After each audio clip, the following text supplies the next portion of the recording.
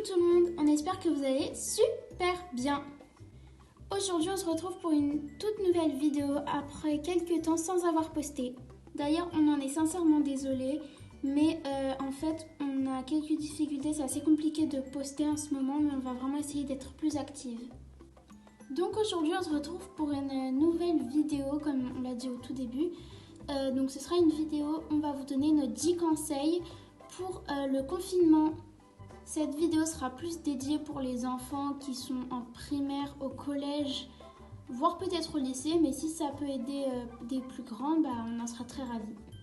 Donc on veut vous filmer cette vidéo tout simplement parce que on pense que c'est assez important de vous filmer cette vidéo. Déjà parce que on va refaire un confinement et on en avait déjà fait un précédent et on savait que ça avait été très dur pour tout le monde. On n'était pas encore sur YouTube à cette époque-là, mais voilà, et du coup, on a envie de rattraper un peu, et du coup, c'est pour ça qu'on vous fait cette vidéo. On espère vraiment que cette vidéo pourra vous aider, et on voulait juste vous dire quelque chose avant. Faites très attention, on sait que c'est compliqué, mais vraiment faites attention. Et c'est parti! Notre premier conseil, et pas des moindres, c'est essayer de se motiver. Se motiver, mais qu'est-ce qu'on veut dire par là? Quand on dit se motiver, on veut dire que c'est se donner envie d'aller en cours. Bon, dans ce cas-là, c'est se donner envie d'aller sur sa chaise. On sait très bien que c'est compliqué parce qu'on fait l'école à la maison. Et du coup, on est forcément distrait par d'autres choses comme les frères et sœurs qui nous embêtent ou encore les écrans où t'as trop envie de prendre ton ordinateur, de t'allonger sur ton canapé avec un bol de céréales et de regarder des vidéos toute la journée. Mais dites-vous bien que tout ça, vous le faites pour vous et que ça vous aidera dans l'avenir. Alors motivez-vous! Notre deuxième conseil est de relire vos leçons avant chaque visio. Là encore, on sait que c'est compliqué parce qu'on a la flemme de relire nos leçons, mais ça peut vraiment vous aider de vous remémorer ce que vous aviez fait en classe quand vous étiez encore en présentiel. Notre troisième conseil est d'enlever toute source de distraction et également de vous mettre dans un endroit calme. Pour travailler, ne vous mettez pas dans un endroit où il y a beaucoup de personnes qui passent.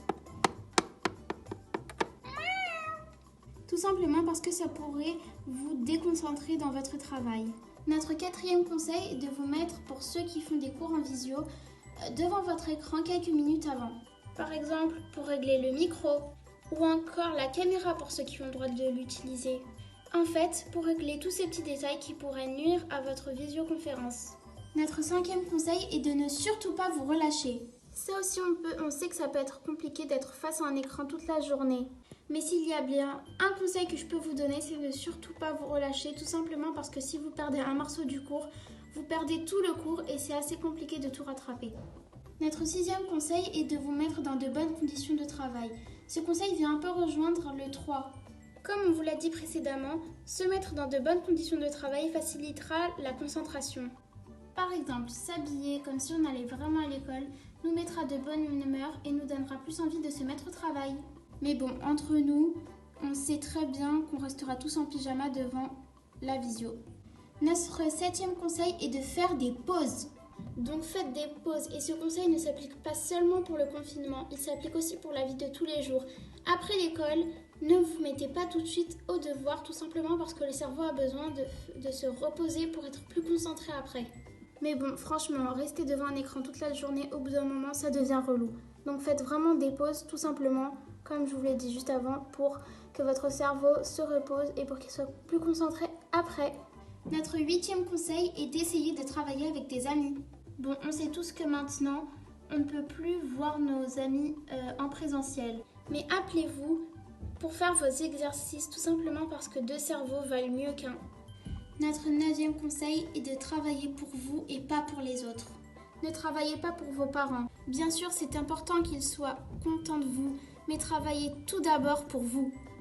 Et enfin, notre 10e conseil est de faire attention à vous et à vos proches. On espère que tout ça sera bientôt fini. Mais en attendant, il faut continuer de faire attention pour votre sécurité et pour celle des autres. On a tous très envie de revoir nos amis, d'aller au restaurant sans le masque, ou encore d'aller au cinéma. Mais tout ça arrivera bientôt si tout le monde continue de faire bien attention. Ensemble, on y arrivera! Voilà, Cette vidéo est terminée. On espère vraiment qu'elle vous a plu et on espère également que ces conseils vous seront utiles. Si c'est le cas, n'hésitez pas à vous abonner, à liker, à commenter, à partager. Et nous, on se retrouve pour une nouvelle vidéo. Ciao!